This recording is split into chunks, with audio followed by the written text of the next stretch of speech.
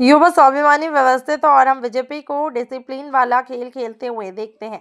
BJP के कुबर की जरूरत पड़ने वाली है। बीजेपी उनके सामने लाचार होने वाली है और हम यह एक लंगड़ी सरकार बैठे हुए देखते हैं। पालक मंत्री की 19 मीटिंग हुई और सभी एमएलए ने काम करना शुरू किया, लेकिन अमरावती के लोगों ने उन्हें वोट नहीं दिया।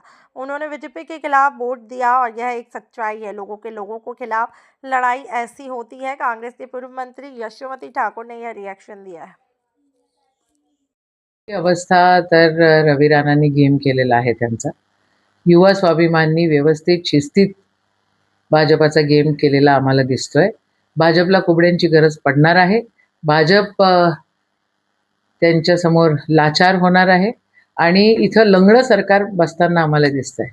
मला एक कळत नाही, त्यांच्याकडे एवढे पैसे, एवढा धन संपत्ती, एवढा सगळा गोंधळ, 19 सभा आमच्या पालकमंत्र्यांच्या, सगळे आमदार तिथं वॉर्ड वाईज कामाला लागलेले. तिथं 1-2 ठिकाणी तर त्यांनी ज्या सीटा फार कमी अंतराने पडल्या त्याही ठिकाणी त्यांनी प्रेशराईज केलं. अख्खी सिस्टम त्यांच्यासाठी त्या ठिकाणी काम करत होती.